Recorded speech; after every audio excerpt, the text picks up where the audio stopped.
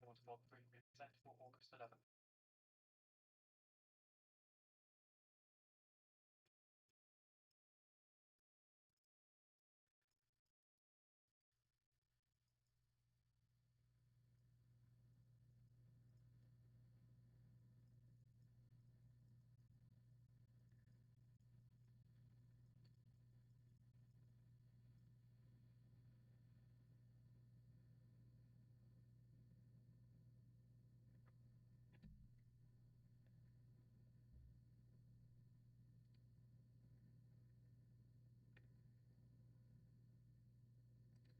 Good morning, folks.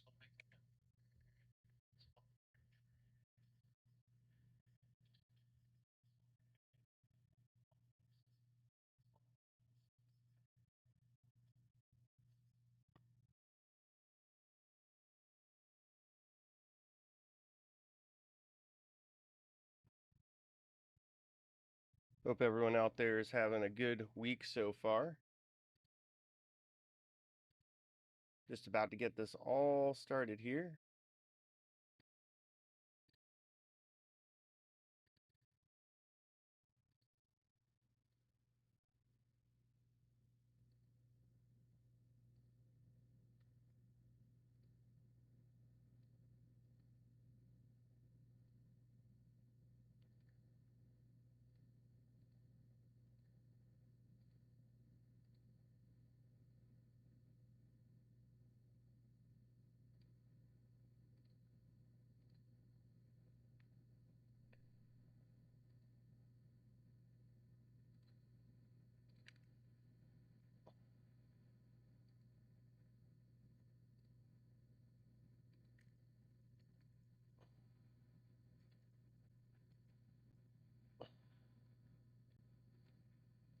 All right, folks, welcome to this week's edition of Back to the Futures with me, Markets and Mayhem.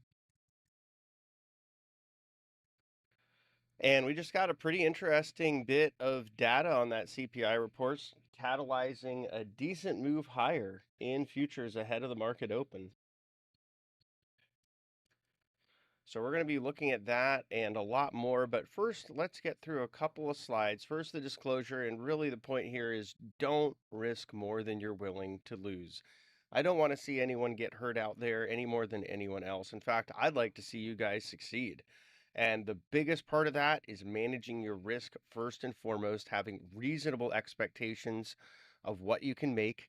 And especially if you're earlier on in your journey of trading, realizing that this is more of a business. You're buying and selling inventory, hoping to capture the spread.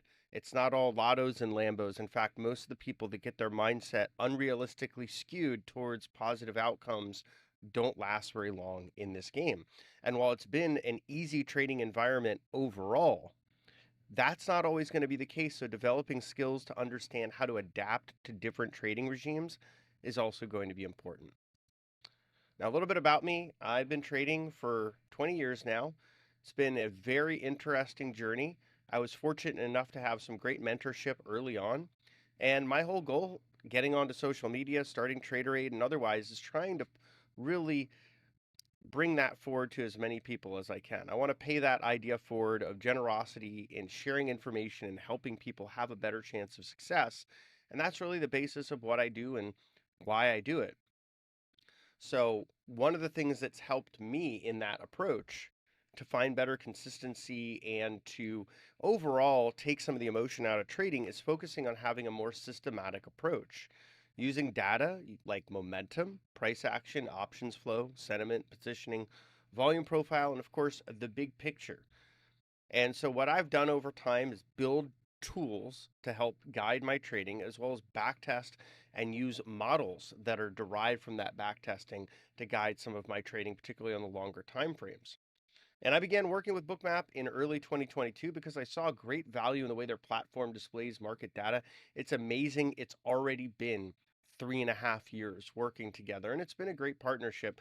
To that effect, if you want to check out Bookmap as a part of enjoying a pretty cool contest they've got going on, you can earn 3 months free of Global Plus using the hashtag FreeBlueJacket, sharing your winning setups using Bookmap. Now, the daily pivots for today on the S&P 500 September futures contract, we're looking at 6421.50. On the Nasdaq front month futures contract, 23721.25. We're above both those levels after that CPI data this morning, and we're going to be watching to see if this is a trading day where we have more of the move happening pre-market than during the regular session, or if what we had during the pre-market sets us up for a more interesting trading session. So I'm of the mind that it's probably going to be more sideways chop during today's trade, but I'm open to possibilities. I'm going to be watching the 20-minute opening range. I'm going to be watching the options flow and the overall price action, because even if I may come in with some idea of what might happen, I have to respect the market in front of me to be able to trade it. So while I have some idea, I'm going to let what plays out guide my trading. Now, looking at the SPX options visualizer levels here, overhead, we still have that call wall at 6,500. You still have larger desks looking for those higher prices in the S&P 500 cash index. That's about 100 points higher from where we're trading right now. And on the downside, we do have some pretty chunky support, 63.80, 63.75, 63.50. All of those areas are likely to provide some options-derived support before we get down to that all-important gamma flip level at 63.35. Remember, these are SPX levels. And then moving a bit lower, a big magnet at 6,300. If we did get a pull down there, it could take a bit of effort to get unstuck. And then finally, put wall, major support at 6,200, and a vol trigger at 6,000 that if we did somehow manage to get below, could unleash another wave of selling and increased price volatility. I'm not looking for any of that today. These are levels you can screenshot, you could take and use really for the better part of the week. So keep that in mind as we navigate this trading environment. And then just taking a look at our S&P 500 swing pivots chart. This is a chart that we have on our Trader Discord that's updated live, and it shows these major inflection points on a swing time frame. We can see we're back above 6391.75. If you recall last week, that was our weekly pivot. And we can see just how important this level has been to the market and how it's deciding trend. So for now, on a swing time frame, the path of least resistance is higher. However, on the daily pivots, we are going to want to watch this 6421.50 on ES, and we're just pinging right above it right now, testing yesterday's hot call level and T2 plus level. Now, really quickly, we've got some exclusive deals to share. And the big one that I have to share with you today is getting up to 40% off of Bookmap using the URL tradera.com/bookmap. And when you get to that URL, scroll down to the bottom for the special offers. You can take advantage of this for your first billing period.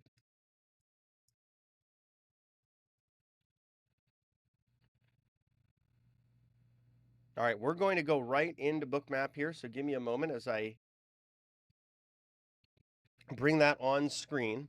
And I'm also going to bring up just another chart here. This is my dynamic pivots. We mentioned that 6421 level. We can see that we are pinging it. Oh dear.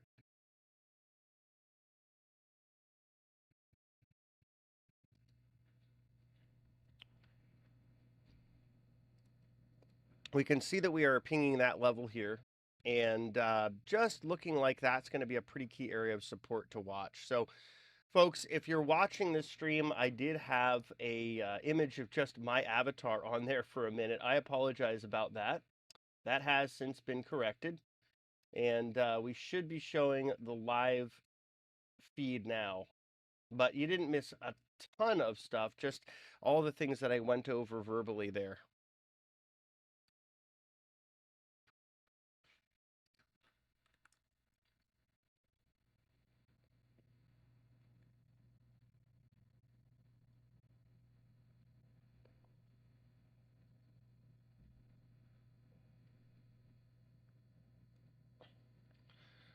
And that 64.21.25 pivot, that's going to be the level we watch to determine whether we're bullish above or bearish below. So that's really a pretty key level to watch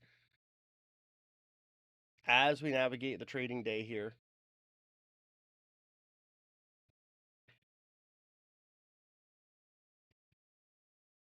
We did push right above it during that CPI release. It got a little bit exhaustive. That was the biggest amount of pre-market volume that we've seen in the last 4.5 hours during that candle. And after that, we've seen it come back down and settle here, looking a little bit exhausted. That subchart indicator here that poked into the red, that is a short-term momentum indicator, was showing a bit of exhaustion to the buy side, which is why it turns red, kind of giving you a warning. Hey, maybe you want to be a little careful with longs here, that you might be scalping. And indeed, that was the case. We can see that's now reset back into the neutral zone. And we are starting to balance above that pivot. Perhaps we'll make a push higher from there, particularly during regular trading hours. But that's something to watch.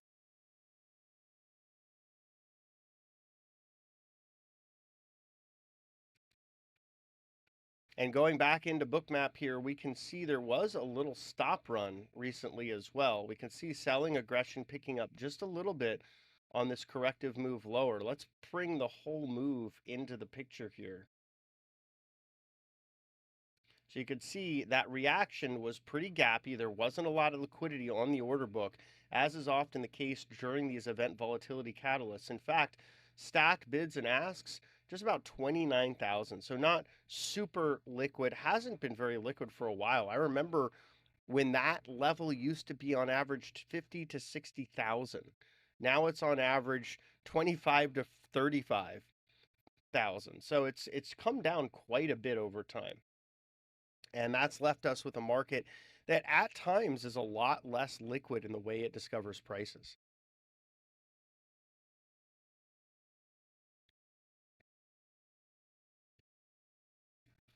And into that move lower, we also saw some light iceberg selling. Then we saw some of that seller aggression picking up, a bit of a stop run, and now we're balancing out here. It's going to be really interesting to watch the flow after the market opens. How much of this move is preserved? Do we retrace it and then start to build to move higher? So far, that is the look that we're seeing here. And we are still holding above that pivot. But if we broke below, it would look to me like we'd retrace that whole move right back to that point of control around 6,400. So we'll be watching that pre-market as well. We've got just about 17 and a half minutes until the market opens. And we do have some news coming in from China. China orders companies to halt Nvidia chip orders. China orders companies to halt Nvidia chip orders.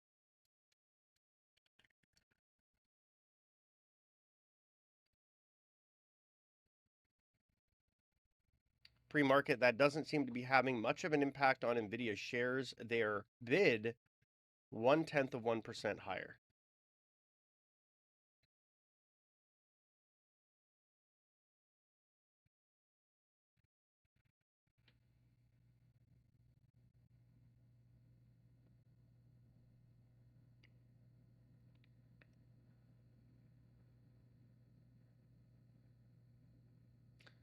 Let's check in on the Nasdaq futures this morning as well. Nasdaq futures have a similar look of the S&P. Nice reaction to that CPI data, although again, to a pretty illiquid order book. So it's easier to move price in that environment to get these sort of gappy extreme moves. And when you do get those, you have a higher risk of retracing them, which indeed that is what we're having. We're having kind of the opposite of what we used to have. We used to have the pop, or we used to have the drop and pop. Now we're having the pop and drop. And CPI data this morning wasn't bad. I think core year over year came in hotter than expected. Headline year over year came in cooler than expected. But we also have some questions about the validity of this data set. That is to say, there's much more inference happening. There's much less data collection happening as CPI is survey driven. And some of the cuts that happened at BLS reduced that gathering. Now, we could argue that CPI data has never been that accurate or even objective, but it's getting worse. And so that's another issue that we may have to take into consideration as the market prices this data set, how that reaction plays out. Will it have any conviction behind it, knowing that the rest of the market also is aware of this, that there is less accuracy in an already inaccurate data set?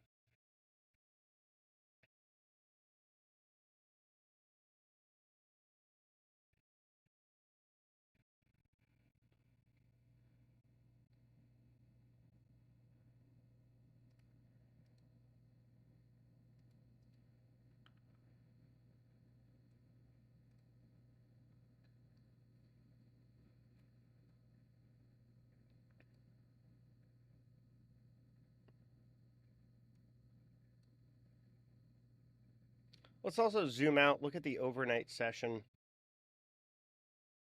So overnight was relatively uneventful, and often is the case when you have that period of consolidation, it sets us up for a more exciting trading environment during regular trading hours. So we'll see if that ends up being the case. We did get that sort of coiled spring look overnight hours, really 12 plus hours of consolidation. Got some of that energy released here with the CPI move, that coiled spring releasing some of that energy into the bid. And we can see, speaking of bids and offers, there's 410 contracts on offer at 64.50.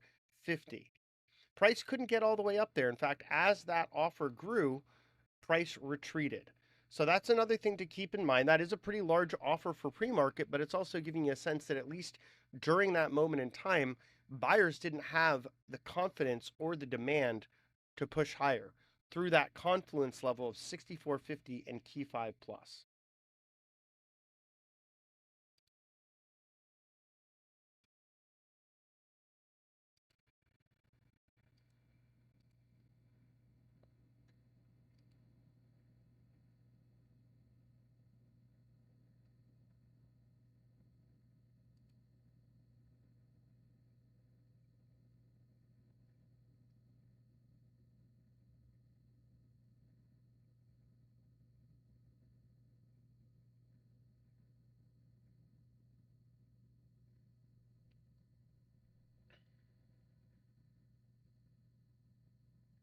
Also interesting to note, super core CPI came in at 3.21% versus a prior reading of 3.02%. Month over month, super core CPI came in at 0.48% versus a prior reading of 0.21%. So some acceleration there in super core, which is supposed to be one of the less volatile sets of CPI data.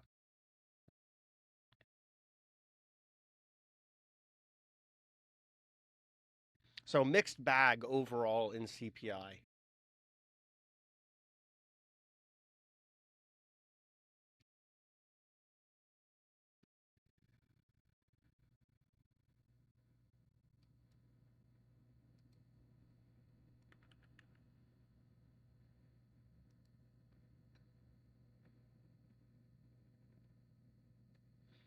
And looking at the S&P 500 heat map pre-market overall, just a nice little blanket of green throughout a lot of these components. Let me see if I can pull this out for you all to see as well.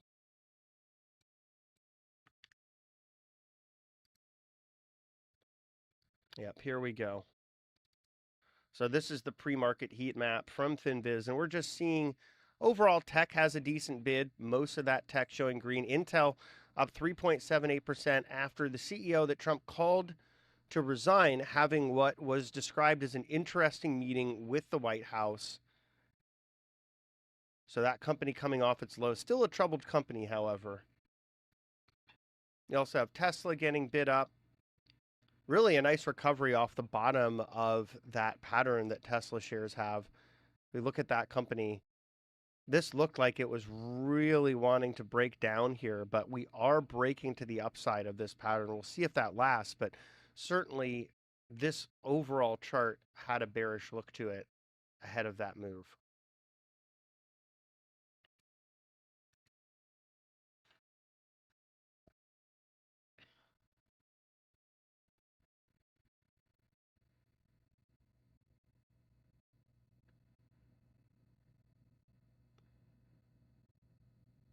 Now, during today's session, we do have two Fed speakers, Barkin at 10 a.m. and Schmid at 10:30 a.m., then a White House press briefing at 1 p.m. Eastern.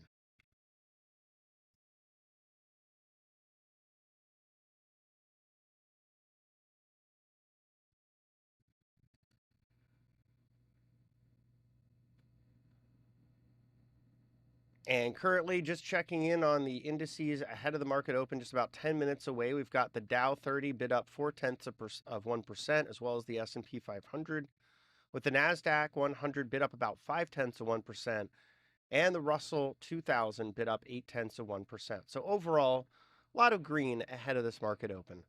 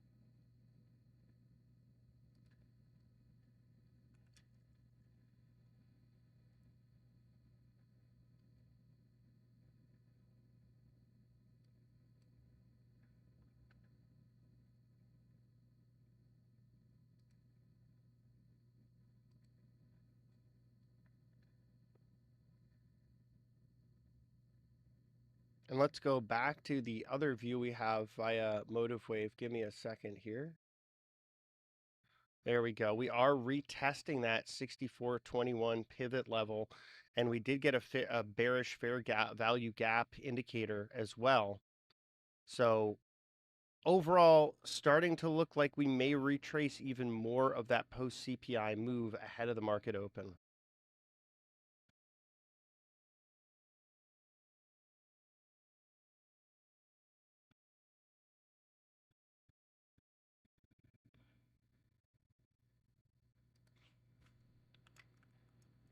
So, question: do the same principles apply to trade metals and currencies as well with Bookmap? I'd say that overall, yes, but it's important to realize that every instrument we trade has its own personality, and we need to become aware of that personality to better trade those instruments. So, gold trades a lot differently than Bitcoin, which trades a lot differently than oil, which trades a lot differently than the yen, which trades a lot differently than the S&P.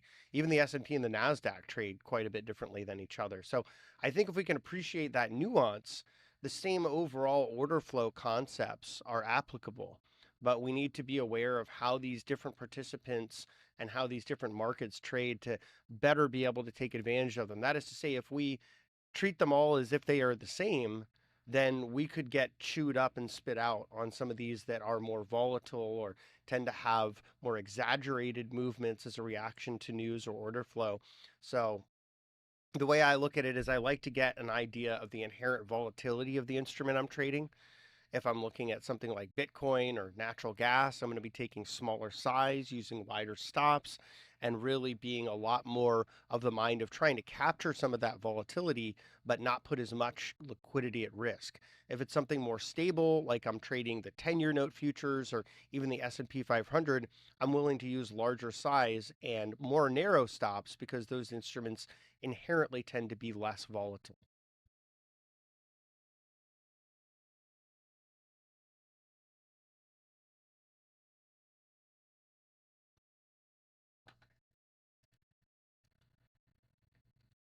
And as far as I know, with regards to currencies, it's largely currency futures that you would be able to trade in Bookmap. I don't believe yet it has direct currencies support, but I would rely on the team to weigh in on that. There is crypto, and I do look at Bitcoin, for example, through Bookmap, and that has been pretty helpful to finding potential areas of absorption, exhaustion, looking for where there's people leaning on the bid or the offer and how price reacts to those situations. Another question: where am I getting these pivots from? These pivots are derived from my dynamic pivots tool that's available exclusively to our Discord members. So this is one of these trader aid tools that I've coded up, and they work pretty darn well. You can see that major pivot was the stopping point where the downward move has halted a number of times. In fact, this was my weekly pivot last week, still quite valid this week as well.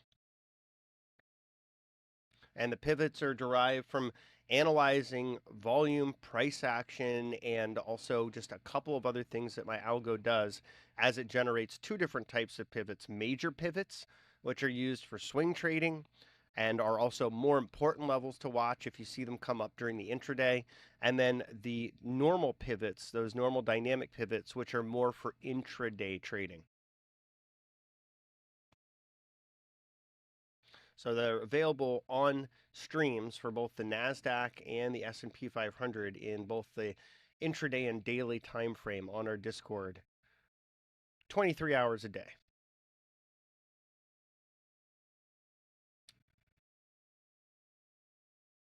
All right, we're going back into Bookmap here. We can still see sellers are somewhat aggressive for the pre-market tape. We've just got about 4 minutes left until the market opens here.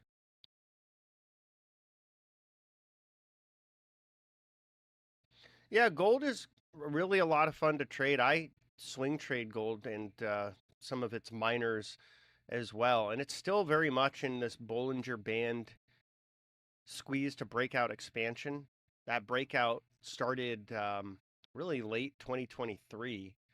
And it's been a pretty phenomenal trade to watch play out because the momentum, the price volatility continues overall in longer time frames to expand. And that typically portends to further expansion. Yes, we've had some turbulence over the last several trading sessions, but I don't think that changes the bigger picture. The bigger picture being gold is a hedge for uncertainty, and uncertainty is on the rise. And you also have greater concerns about economic slowdown happening. Gold tends to do well in that environment. So overall, I think we're in an environment where gold could see $4,000 an ounce later this year or early next. And that's kind of my base case. I'm also pretty bullish on silver. I think silver has a good chance to get back to its all-time highs around $48 an ounce. That was where it hit in 2011. Long time ago, dating myself a little bit here, even knowing that off the top of my head. But that is where I'd be looking for silver to get to once again, around $48 an ounce. Again, probably later this year, early next, especially if China does stimulate in any reasonable size, considering they're the second largest industrial user of silver, and most silver consumption is from industrial usage.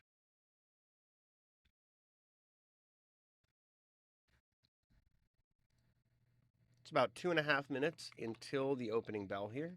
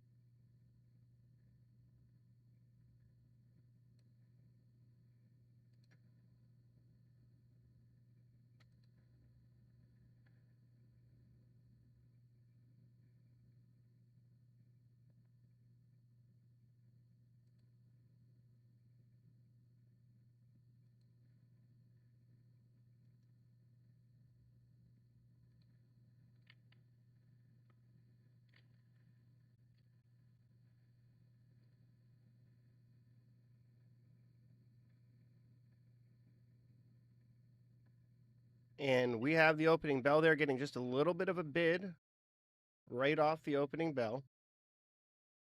We're going to zoom in just a little more.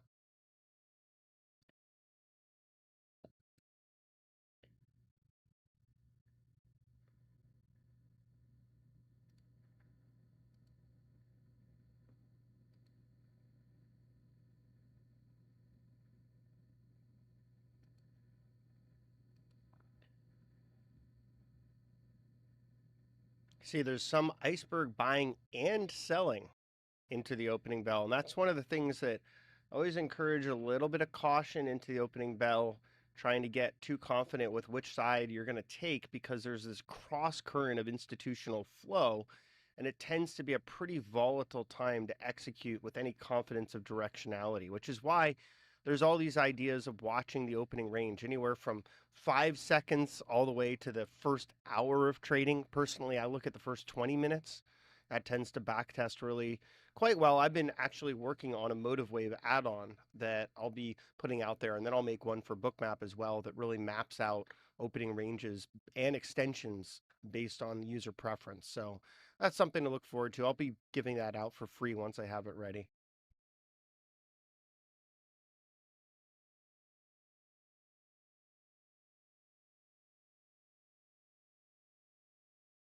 And folks, if you're out there watching, and if you have any questions for me, do let me know.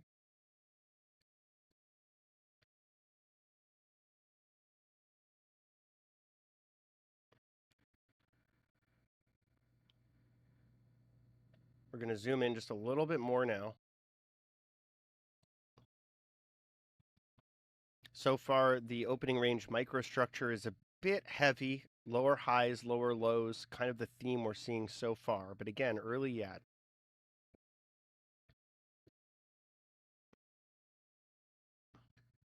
You do see some sellers here also just, they were sell side iceberging into that move. Haven't seen them shown up in this last pop though.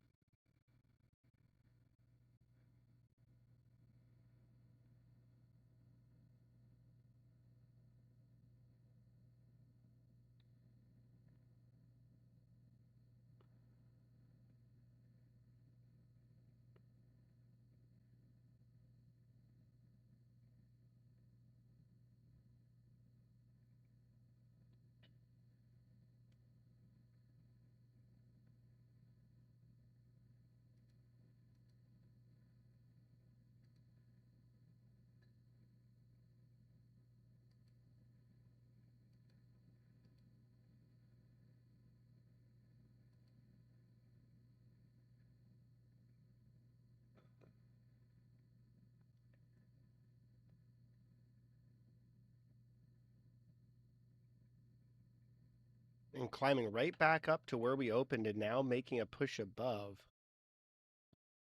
We can see that this order book is a little more bid heavy, 17,000 on the bid versus 13,000, now 12,000 on the offer, a delta of 4.8 thousand favoring buyers here. So the order book has a bit of a bullish imbalance so far. And we are pushing back above that key pivot level we talked about around 64.21. So more inclined to want to long into an environment that looks like this. Overhead, we do have that confluence zone between key 5 plus and 64.50. That could be an area where one may want to de-risk at least 2/3 of any longs being put on here.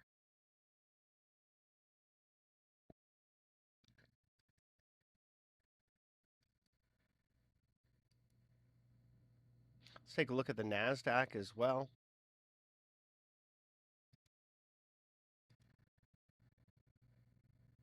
And pretty strong conviction buying in the Nasdaq, those larger delta bubbles showing the difference between buyers and sellers. Buyers showing some decent aggression here as we pull above that point of control. Some tepid iceberg buying here as well.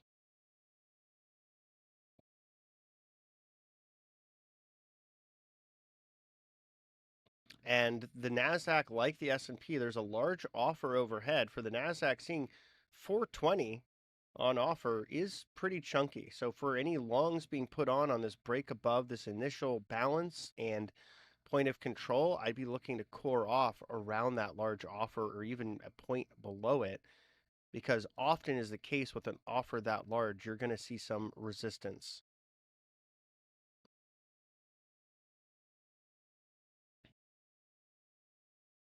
And you'll note we do have the NDX options visualizer as well. That's an addition to the SPX options visualizer. These tools are pretty cool. They convert what's going on in the options chain for the S&P and the Nasdaq into actionable levels that you can map out for the futures contract. And that NDX options visualizer is about to go live. The SPX options visualizer is live and available for folks to add to their existing Bookmap or Motive Wave charting platforms.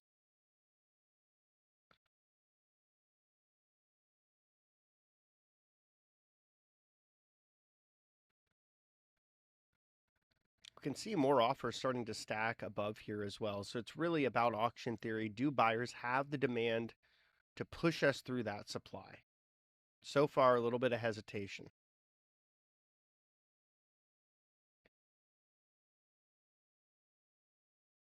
And you did see a decent 203 iceberg buy here as well.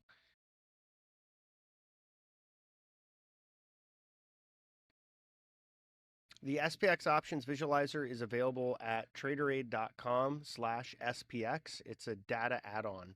So you just pop it into Cloud Notes. You can set it to update as frequently as every minute. That's how frequently we update the flow.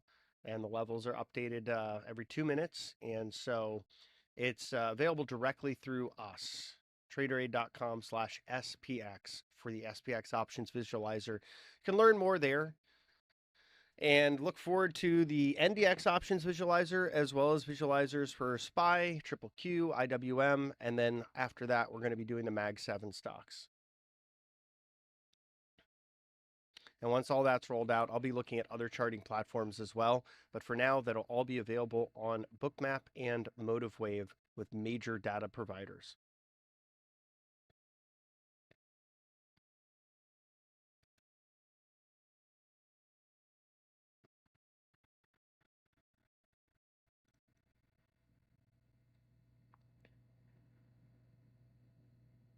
It looks like buyers are going to give this offer just overhead a test here. Seeing a little bit more buying aggression starting to come in.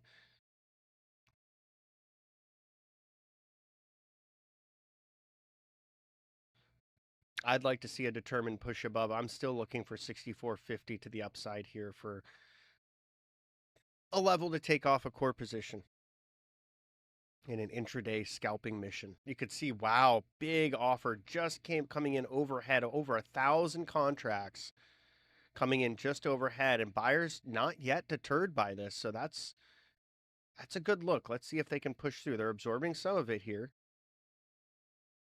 There they go. Part of that offer was pulled. They absorbed the rest of it.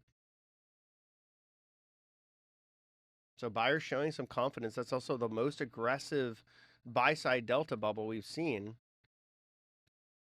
Let's just pull back. Yeah, this whole regular trading hour session.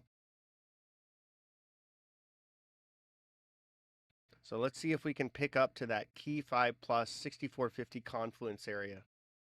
I think we will.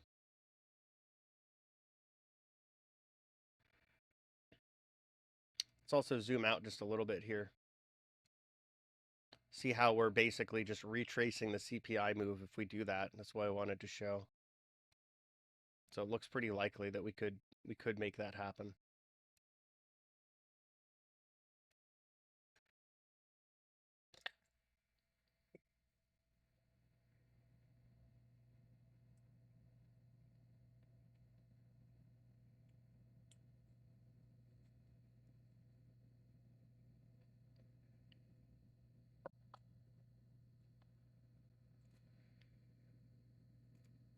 Often what you see when buyers take out a really big offer zone is they'll consolidate for a bit if they intend to challenge the next one. What you don't want to see is an immediate move lower, like, hey, we took out this big offer, but now we don't have enough demand to keep going.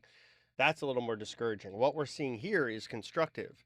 There's this sideways consolidation that's happening after absorbing that large offer zone. So that's giving you a sense that buyers are sort of regrouping and likely getting ready to make that next push. Also, not seeing nearly as much interest in lower prices, which is a little bit of a tell. So we'll see how this goes, but I'm still looking for 64.50 here. It's a part of the AM session. We got about 20 minutes left on the stream. Let's see if we can get it.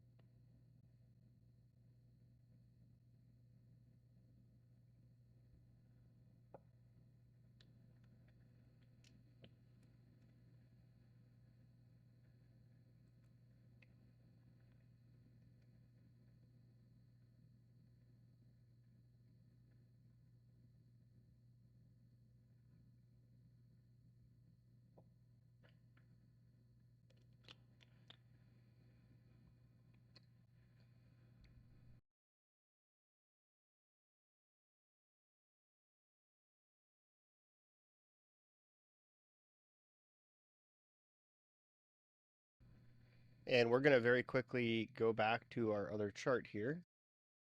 So we can see how we balanced at our pivot level. We did look like we were threatening to take it out, but we were actually able to hold. Looked like a bit more of a head fake, look below, and then we bounced back above, made that push above yesterday's most active call strike, and we saw a bullish fair value gap emerge and some continuation higher here. So really, we're looking for a move up to what's now become key 4 plus. Just be a little bit higher than the 64.43.75 pivot, which also may offer a little bit of resistance on the way higher. We can see some interest building in higher prices as well. Now a new offer emerging at 64.65.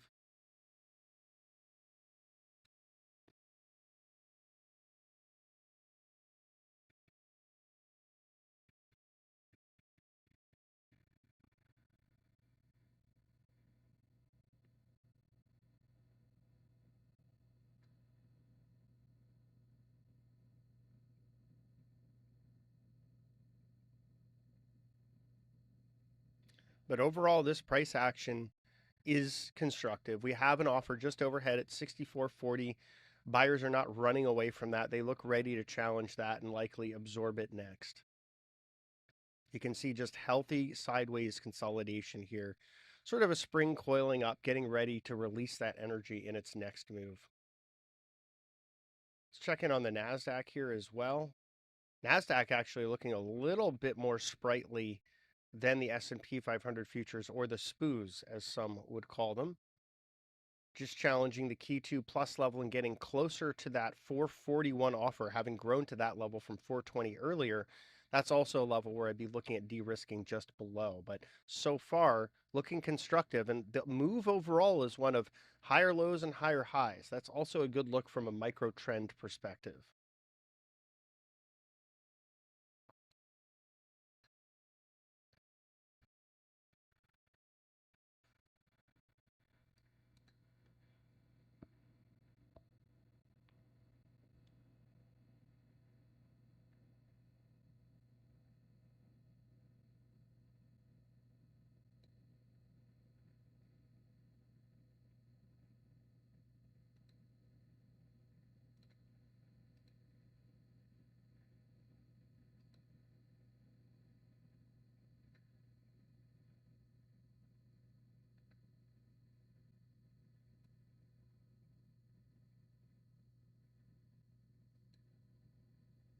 And getting a bit of a pull here. Right down to our pivot and testing below. Some volume in this move as well. That's a larger delta candle that we saw just there. Let's go back to our chart here. We can see we're getting right back to that pivot level. Would not want to see it cross below that in the BGL or EMA 21. Also got a bearish fair value gap starting to print here. Maybe. Could see how the market really does like respecting these pivot levels. One way or another, you can see it's an area where there's a decision being made.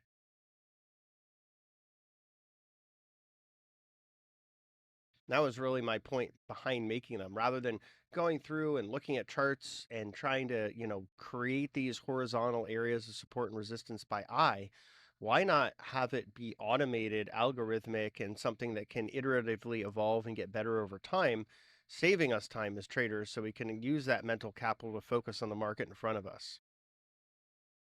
Trump headline coming through probably explains this move. I am considering allowing a major lawsuit against Powell. That helped to make that pull lower happen. Again, Trump saying, I am considering allowing a major lawsuit against Powell.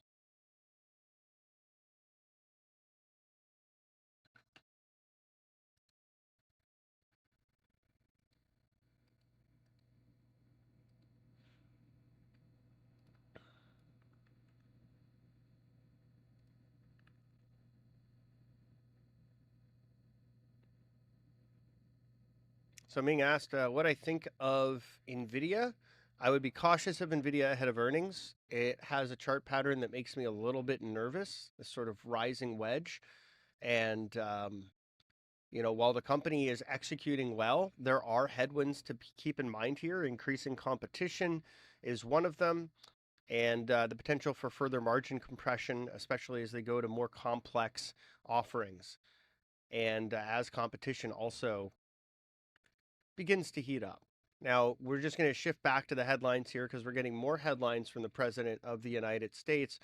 Trump going on to say, I would sue Powell over construction of Fed buildings. He's also going on to say, Jerome, too late, Powell must now lower the rate. So these being posted on Truth Social and certainly adding to our chopatility during this trading session. So back to Nvidia for a second. I would just say overall with Nvidia, I think the company has had a fantastic run. It's certainly surpassed even, some of the bulls' wildest expectations as to where it could go this year. But I think any company, regardless of how well it's doing, once you start getting closer to earnings, it's a good time to be a little more careful if you're just trading it. If you're investing, that's totally different. You're looking at it as a long run opportunity. But I personally am one that doesn't favor making binary bets into earnings. It just generally is more akin to gambling than trading for me. So those headlines have kind of changed the mood of this market. It is once again concerned because we have a president that is coming out there and saying things that, well, would concern this market. Another headline coming in saying, and this is probably the more complete version, I am considering allowing a major lawsuit against Powell to proceed because of the horrible and, as he puts it, grossly incompetent job he has done in managing the construction of the Fed buildings. Now, recall weeks ago, Trump visited Powell at that construction site, complimented him, and it seemed like there was progress made. Certainly none of this was coming out at the time, but now we're seeing this stirring up consternation in the market. We got another bearish fair value gap, and we're seeing continuation lower below that pivot. So remember, I talked about bullish above, bearish below 6421.25. This headline changes the game. Price action is taking us back below that pivot and with some volume. Let's go back to Bookmap here. You can see we're making new session lows for the regular trading hours session. We had a decent stop run on both of these moves lower. 619 stops or contracts stopped out on that first impulse move lower. And then on the second impulse move lower, 461 contracts stopped out, making new session lows. We can also see we have another larger offer overhead here, just above 64.40 with 536 on offer.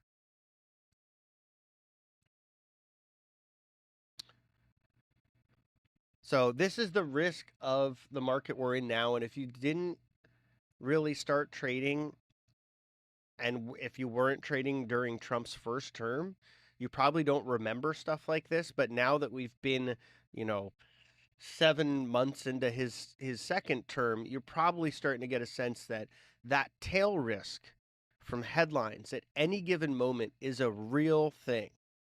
It can be a bullish event. You can get a huge bid out of it. And it can be, like we're seeing now, a bearish event. And you see the market roll over.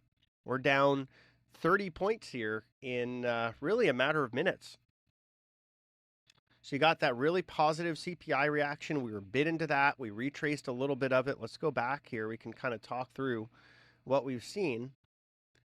So there's that really bullish CPI move higher. You had a bit of a retrace. Regular trading hours took us back to about that high, maybe just a slight bit lower. And then the Trump headlines took us right back down, looking like we're going to, again, retrace that entire CPI move back to the point of control here. That's the look that this chart has now. It's pretty heavy. We've also crushed that pivot to the downside, as we can see here, and we're getting downside continuation from dropping below the 6421.25 pivot and its confluence with the BGL.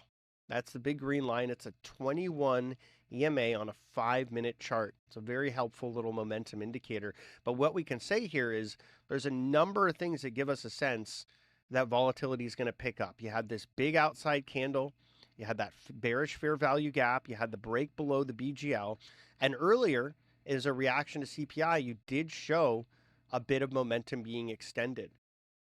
So far, sellers taking control of price action here, looking like that magnet level could be the next stop, but I wouldn't be too surprised if we get down to this major pivot, the 6391.75. That is a swing pivot. That's a level where I'd expect there to be pretty good support. Certainly over the last 2 weeks, it's provided as much. So I would expect similar today.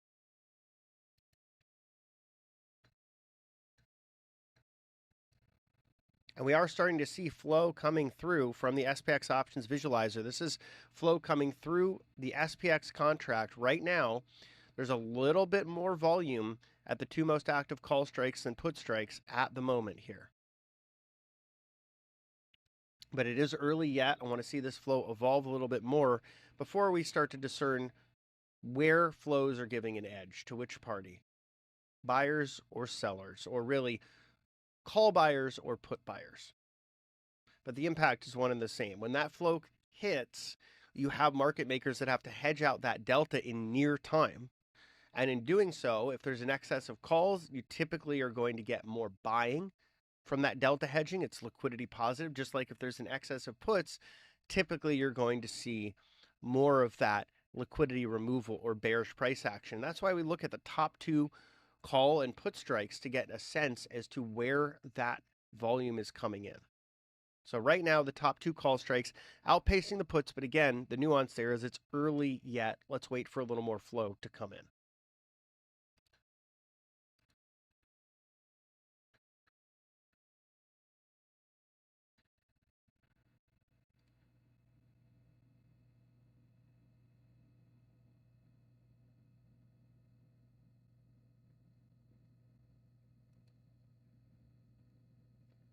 Now, also important to recall that there is no Fed meeting in August. We have Jackson Hole. The next Fed meeting is in September. So Powell would have to do an emergency rate cut, which is extraordinarily unlikely. There's nothing exigent enough to provoke him to do an emergency rate cut here. So all of this provocation is really for nothing.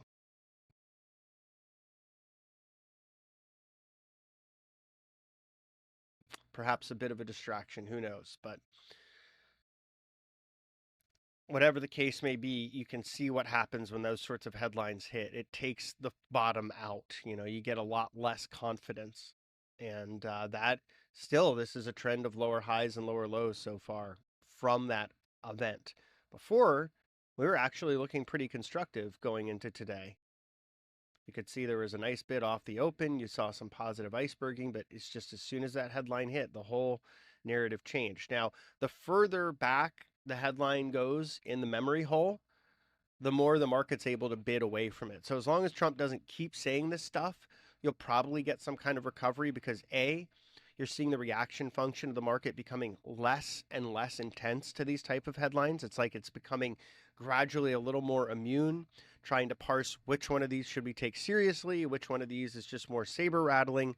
And so we are getting a little bid off the lows. And I think some of that is as it gets more distant in the rear view mirror, people start to question, does this really matter today? Does this matter for how we're pricing the S&P 500 right now? And the answer to that is probably it does not.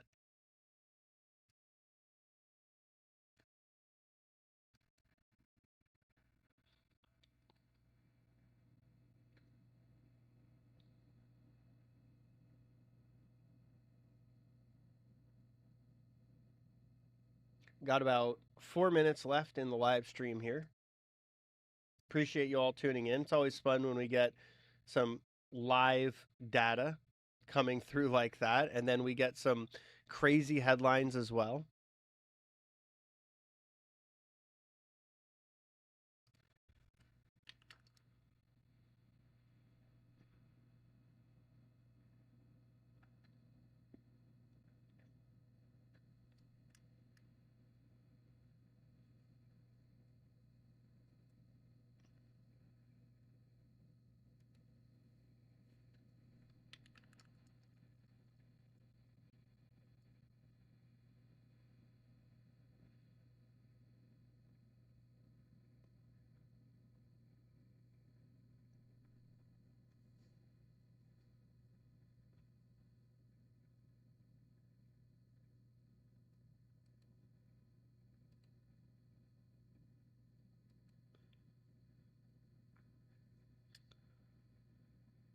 So I think that we are setting up for a day where the path of least resistance is a bit of chop.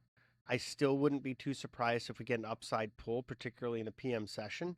And a lot of that predicated on Trump not saying other things that upset the market. Like if we have a continuous stream of consciousness where it's this and that issue kind of being exacerbated, then throw all that out the window. But if that starts to fade into the background, I think the path of least resistance is sideways to higher, and I'd like to see that call flow continue to suggest that. Right now, the two most active call strikes, almost 2-to-1 to the two most active put strikes. That's 8,000 and 7,000 or 15,000 versus a total of 8,000 on puts. So far, looking good. Again, I'd like to see a little more of that flow come through to suggest the same, but it is looking to me like we've already kind of carved out a decent trading range. Maybe we'll get pulled out of it to the upside if we can break above these larger offers overhead. And the downside, the risk is that we continue to get negative headlines. Also important to note, we've got two Fed speakers coming up. Fed's Barkin at 10, Fed's Schmid at 10:30 a.m. And then a White House press briefing, whatever with that may come. So be aware, at 1 p.m.